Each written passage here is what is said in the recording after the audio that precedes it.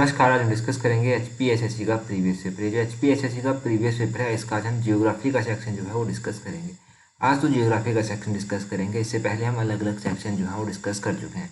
जैसे हिमाचल जीके का सेक्शन तो हमने पिछले कल ही डिस्कस किया था। आज हम जियोग्राफी से स्टार्ट करेंगे। 144 क्वेश्चन देखिए। यहाँ पर पूछा गया है सैंडस्टोन इज मेटामॉर्फस्ड इनटू, तो बालू कास्म जो होता है वो किसमें कायांतरित होता है।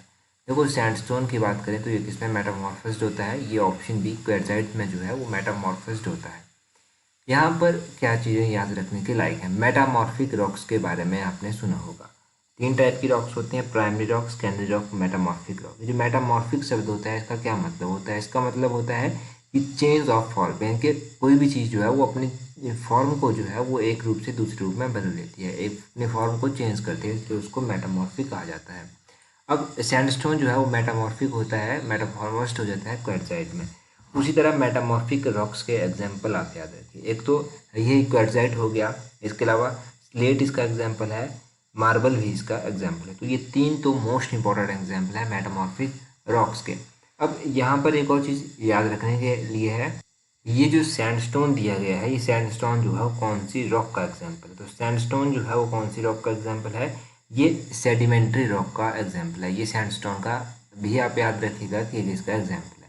क्वेश्चन नंबर 145 देखिए। 145 में क्या पूछा गया है, the homosphere extends up to the height of, तो होमोस्फियर जो है वो कितनी ऊंचाई तक फैला हुआ है। तो होमोस्फियर की बात करें तो ये अप्रॉक्सीमेटली 90 किलोमीटर तक जो है वो फैला हुआ है। ऑप्शन सी इस क्वेश्चन का सही आंसर है। तो कई जगह आपको 80 किलोमीटर ही पढ़ने को मिलेगा, परंतु मैक्सिमम जगह जो है वो 90 किलोमीटर पढ़ने को मिलता है। तो 90 किलोमीटर ही हम इसका सही मान के चलेंगे।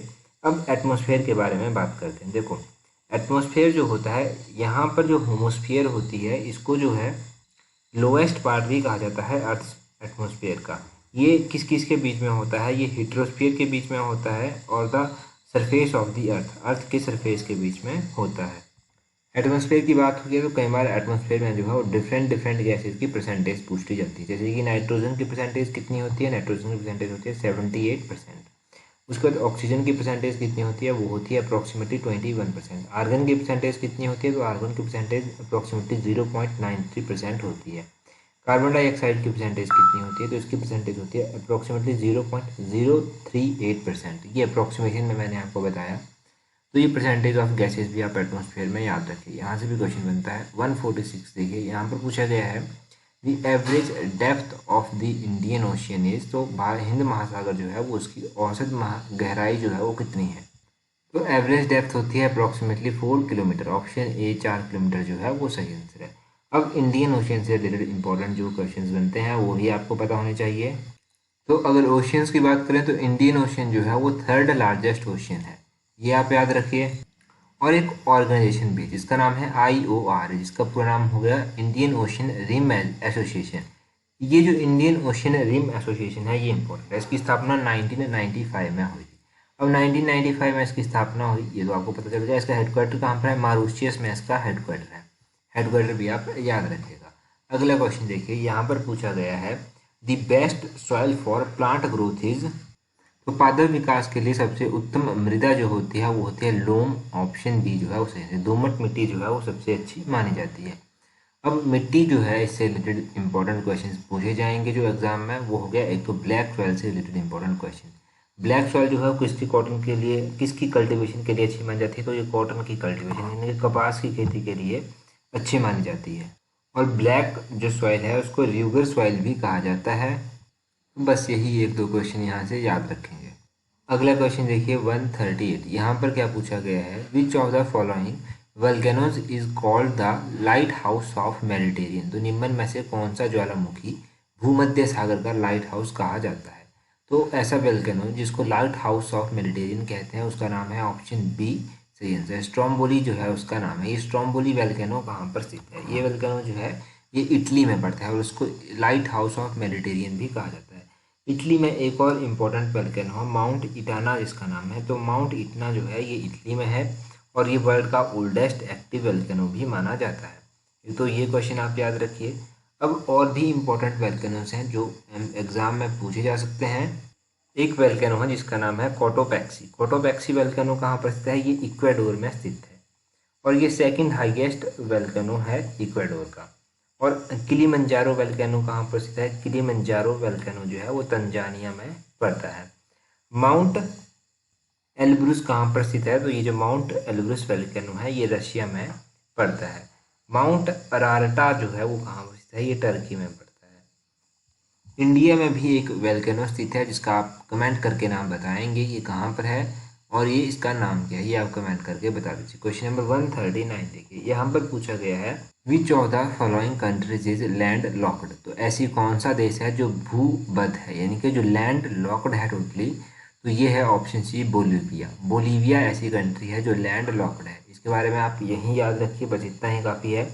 अगले क्वेश्चन में पूछा गया 140 में, jet streams are usually found in, ये जो तो जेट धाराएं जो हैं वो सामान्यतः पाई जाती हैं, ये कहाँ पर पाई जाती हैं? ये ट्रोपोस्फियर में पाई जाती हैं। ऑप्शन सी जो है वो सही आंसर है। अब ये ट्रोपोस्फियर में पाई जाती हैं। तो एटमॉस्फेयर की डिफरेंट जो लेयर्स हैं उनके बारे में आप याद रखिए, कौन कौन सी हैं? ट्रोपोस्फियर हो गया, स्ट्रेटोस्फियर हो गया, मेसोस्फियर हो गया, थर्मोस्फियर हो गया और एक्सोस्फियर हो गया। ये जो ट्रोपोस्फियर है सबसे पहले तो इसके बारे में ही आप जान लीजिए।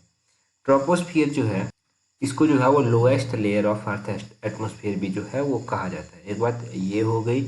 और जेट स्ट्रीम जो है वो यहीं पर पाई जाती हैं, इसी में पाई जाती हैं लेयर में। उसके बाद स्ट्रेटोस्फियर जो है, तो स्ट्रेटोस्फियर में जो है ये ओजोन लेयर वगैरह जो है वो यहीं पर पाई जाती है।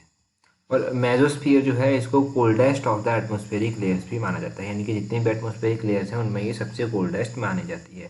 थर्मोस्फियर की बात करें तो यहाँ पर जो है वो रेडियो वेव्स वगैरह भी जो है वो पाई जाती हैं। तो ये तो थोड़ा थोड़ा हमने समझने की कोशिश की किसके बारे में? लेयर्स के बारे में। अगला क्वेश्चन देखिए, यहाँ पर क्या पूछा गया है? यहाँ पर पूछा गया है mist is result of which of the following. तो मिस्ट यानी कि ये किसका एक कारण होता है? ये किसका कारण होता है? ये ऑप्शन ए कंडेंसेशन का कारण होता है। अब ये कंडेंसेशन का कारण होता है। मिस्ट होता क्या है? मिस्ट जो है एक थिन फॉग होती है जो किसके कारण होती है? जिसका रिजल्ट क्या होता है? जिसका रिजल्ट होता है कंडेंसेशन।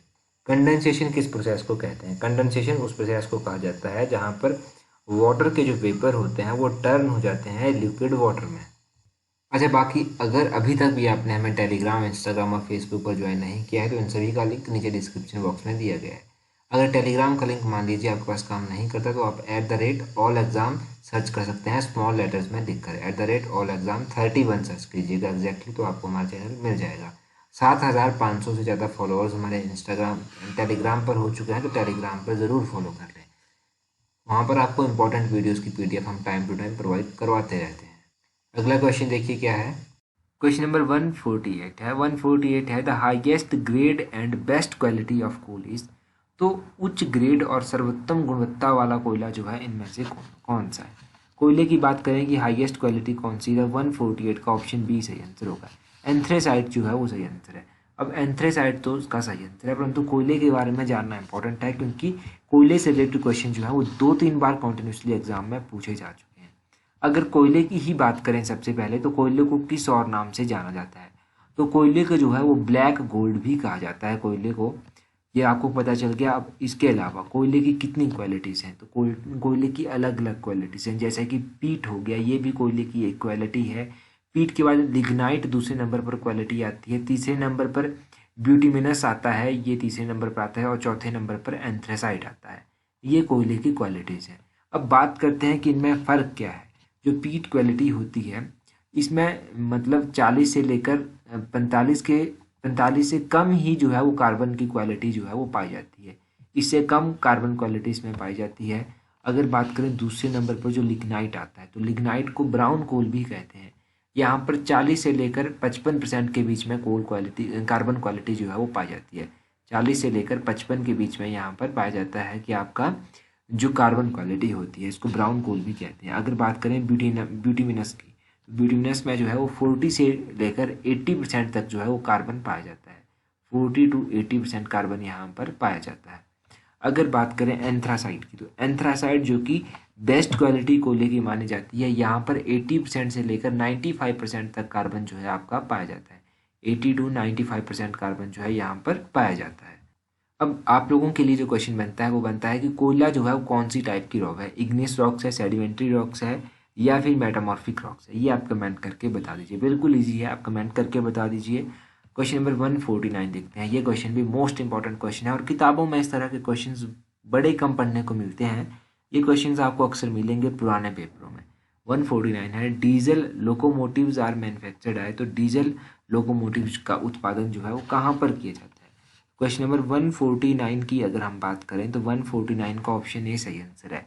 वाराणसी में जो है ये डीजल लोकोमोटिव जो है वो मैन्युफैक्चर किए जाते हैं। कई बार क्वेश्चन इस तरह से पूछ लिया जाता है, in India diesel locomotives are manufactured at, कि इंडिया में जो है वो डीजल लोकोमोटिव जो है वो कहाँ पर बनाए जाते हैं, इनका मैन्युफैक्चरिंग कहाँ पर किया जाता है, तो ये किया जाता है वाराणसी में। ये आप याद रखिएगा, ये इंपॉर्टेंट क्वेश्चन है। तो यही क्वेश्चन थे जो आपके बनते थे जियोग्राफी से रिलेटेड। तो जियोग्राफी से रिलेटेड क्वेश्चन बनते थे जो आपके आने वाले जूनियर ऑफिस असिस्टेंट एग्जाम में आपकी या फिर कोई और एग्जाम है उसमें डेफिनेटली आपकी हेल्प करेंगे। So that's all for today. Thank you very much.